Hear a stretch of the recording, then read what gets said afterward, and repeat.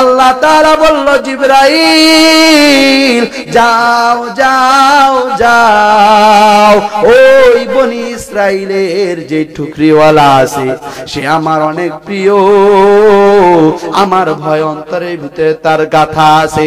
ওই বান্দা বিপদে পড়ছে, তোমাকে যে আমি আল্লাহ তাআলা এতগুলো ডানা দিয়েছি, এই ডানার মধ্যে একটা ডানা তুমি ওই বিল্ডিং এর ছাদ থেকে মাটি পর্যন্ত তুমি একটা সিঁড়ি বানায় দাও।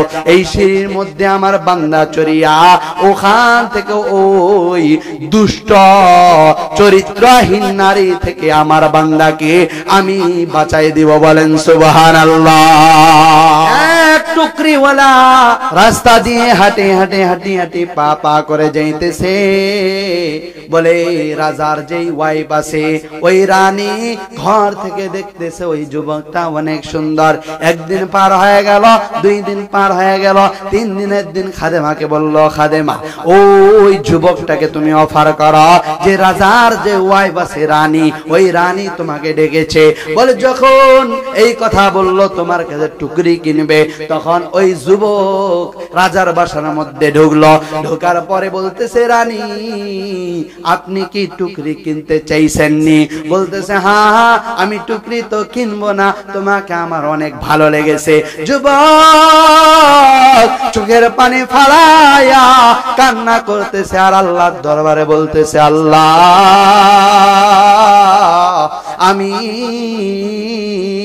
জানি যে আমি গুনাহ করেছি কিনা, আমার কোন পাপের শাস্তি আমাকে দিতেছে রে মালিক। আমি এই কাজ থেকে আমি হেফাজতে থাকতে চাই, তার সাথে আমি খারাপ কাজ করতে চাই না। অন্তরের ভিতরে তারা আল্লাহর ভয়, অন্তরের ভিতরে তাকওয়া। ওই ব্যক্তি আল্লাহর দরবারে ডাকতেছে আর চোখ দিয়ে পানি ফেলতেছে। হঠাৎ ঘটনাক্রমে তার মনের ভিতরে একটা চিন্তা আসলো, যে রানীকে আমি বলি যে উমুক আমি আপনার বাড়ির সামনে আপনার বাড়ির ছাদে যাই, ওখানে গিয়ে আমি ওযু করি, ওযু করিয়া আল্লাহর দরবারে আমি নামাজ পড়ব, একটু আমাকে সময় দিন। ওই রানী তখন তাকে সময় দিল। দেওয়ার পরে ওই ব্যক্তি ওযু করবে না, নামাজ পড়বে, চিন্তায় কুল কিনারা পায় না।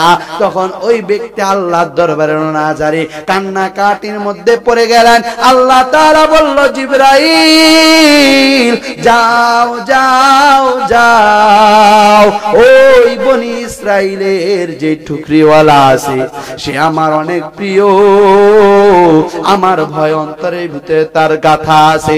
ওই বান্দা বিপদে পড়ছে, তোমাকে যে আমি আল্লাহ তাআলা এতগুলো ডানা দিয়েছি, এই ডানার মধ্যে একটা ডানা তুমি ওই বিল্ডিং এর ছাদ থেকে মাটি পর্যন্ত তুমি একটা সিঁড়ি বানায় দাও।